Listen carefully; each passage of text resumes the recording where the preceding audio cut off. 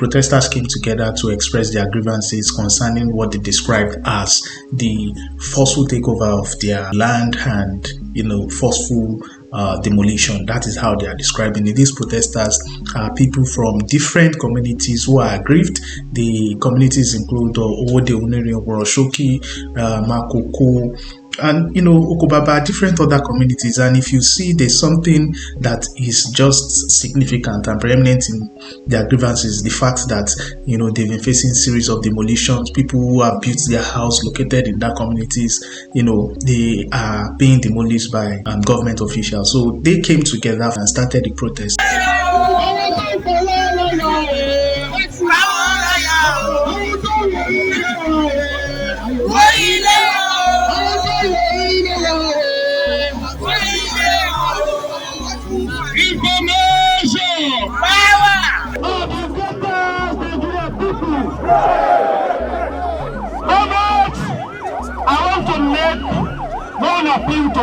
And during the protest, they marched down to the Lagos State House of Assembly.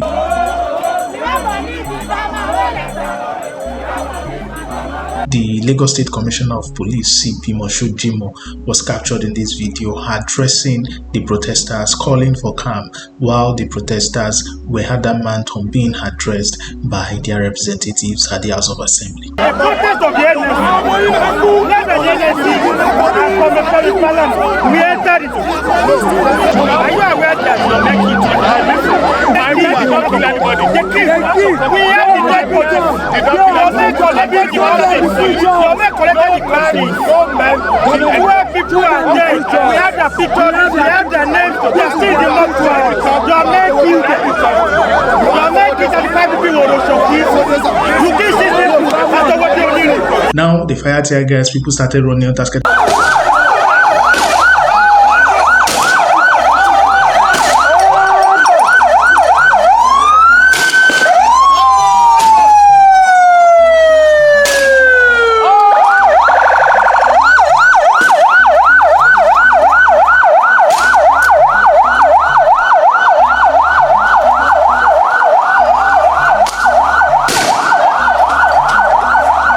Some were alleging that they've been shot. We saw videos online where a particular guy said he was shot. They shot one guy on the leg. They shot one guy on the we are close to where we gathered. Yes, I'm close to where we gathered. However, the Lagos State Police Command has debunked the claim that its operatives fired gunshots to disperse the protesters. It maintains the position that its operatives fired tear gas to disperse the protesters. In this follow-up report, we got in touch with one of the leaders of the protesters in person of Hassan Taiwo, who shared his experience with us following his arrest by policemen of the Lagos State Police Command. For the benefit of those that will be watching and listening to this interview, a brief introduction of yourself, please.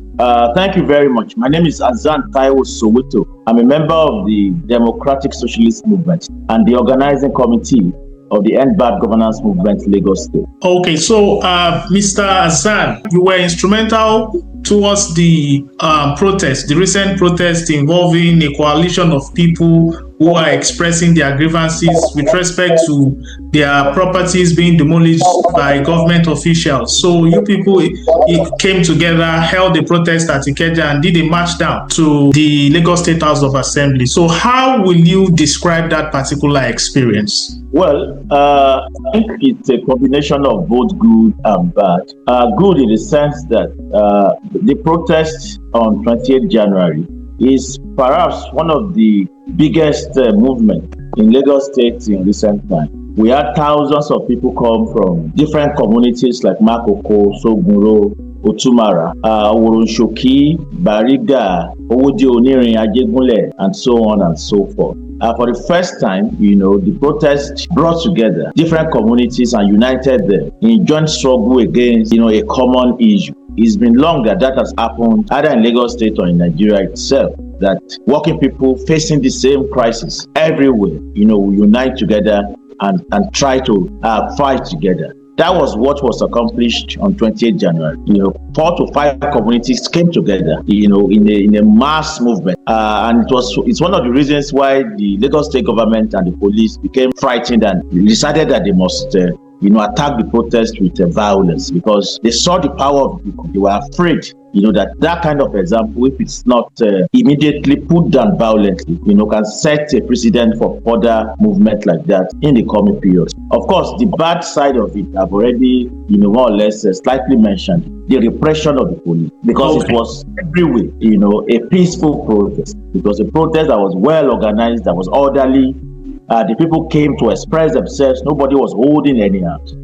But by the time we got to Alausa, the police decided to launch violence on protesters. That was a very, very sad aspect of the protest, and many of us are still nursing the wounds of that experience right now. If I may ask, prior to embarking on that protest, did you people inform the police regarding the protest? Yes, we did. Actually, on the eve of the protest, a letter of notification was taken to the state command. That is the office of the Commissioner of Police. Interestingly, the Commissioner of Police rejected the letter. He refused to accept the letter. Something which clearly set the tone for the kind of violence we saw the next day from the police. By rejecting the letter, by refusing to accept the letter, the Commissioner of Police clearly made it clear that he was not going to accept that the protest should go on. In fact, the fact that the protest march took place at all was due to the intervention of Femi Falana, senior advocate of Nigeria, who called the Commissioner of Police on the morning of 28th January, stating very clearly that the right of protesters must be respected, because protest is actually a manifestation of provisions, clear provisions of the 1999 Constitution. That was the only reason why the Commissioner of Police beat a retreat in the early morning of 28th January and allowed people to even converge at the takeoff point. Otherwise, the original plan of the Commissioner of Police that we became aware of later on was to drown, the communities that were to mobilize to the protest ground in blood. Around 6 a.m. of that day, the residents of Makoko woke up to see vans of the police vans surrounding their community. The same for Owode Onirin. The traders got to their shops, to the market, and saw that police are cordoned off everywhere. In your analysis, you said you were conducting yourselves in a peaceful manner. The protesters were peaceful, going about their business for that particular day. So now, what was the experience like when you started, experiencing policemen firing tear gas that very day? Well, I didn't have the luxury of even being able to think, let alone even express what I feel about what was going on. I mean, if you don't forget, crisis started, or the chaos of violence started with the police actually grabbing me first and then shooting tear gas to scatter others. So I didn't have that kind of luxury to be able to even think about what happened, because as soon as I was picked up, they started beating me. Hit me, kicked me on my skull. So for the entire time I was in police custody, my head was swollen. I could not even think. So I'm not exactly sure that I'm in the best position to think about to talk about my experience about what happened when the police fired tear gas. What I can say, would be what I had when I came out of the cell and I interacted with other protesters who actually had this experience. They felt frightened, they felt sad, and they actually saw their lives almost, ending, right there, because of the kind of carnage, the kind of violence that the police inflicted upon them. I mean, for instance, some of them ran around until they lost breath. Somebody fell flat on the ground. A comrade Jabo, whom I just handed, a microphone to before the chaos started. He was the one who was speaking. Ran and then fell flat on his face and, was short of breath and was gasping for breath. The police came there and made an attempt to arrest him. A woman, suffered a direct hit, by canisters on her leg. And right now she lies, hospitalized at the Lagos State University Teaching Hospital, with the doctors saying that they will need to do a skin graft. That was how much damage the tear gas canisters did to her leg. somebody else, a man who was not even a protester, who was passing by, also got hit by a canister on his leg. That same person is also hospitalized at last week now. There were other comrades like Comrade Jennifer, the person, a nurse, she's a nurse, who was handling our first aid department for the protest, giving people glucose, testing people to ensure that they were all right throughout the protest. She also got a lot of injuries on her leg and all of that because of how the police chased her. She fell and all of that. So there were a lot of people who actually had this experience, the experience of the violence. And all they kept telling me, when I interacted with them, was how sad, how frightened they were, and how completely disappointed they are about the government, about what is called democracy in this country. Because our protest was quite lawful. It was a protest that was, announced to the police, announced also publicly, and the entire, situation at the protest ground, right from beginning up till Alausa, was very orderly, very peaceful.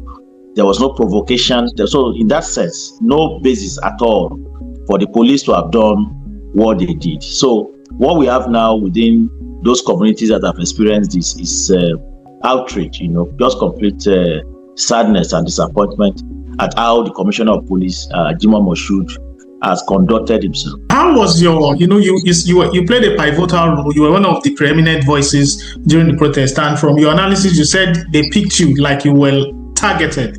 Now, what was your experience like while in detention, and how many days were you there? Well, I spent a day and a night mainly in detention. And my experience in detention actually started from Alausa, from where I was arrested. It's important to state that because I will say that the most of the torture I experienced while I was arrested for the duration of my arrest and detention actually happened at Alausa. Because what happened was that as soon as I was arrested, I was grabbed, by the Commissioner of Police henchmen. They dragged me straight into Alausa, and then asked me to lie flat with my face down to the ground. I did that.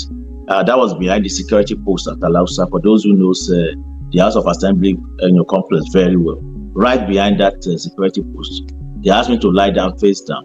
And then about 7 policemen, including the Commissioner of Police, started to launch blows and kicks at me all over my body, my head, and all of that.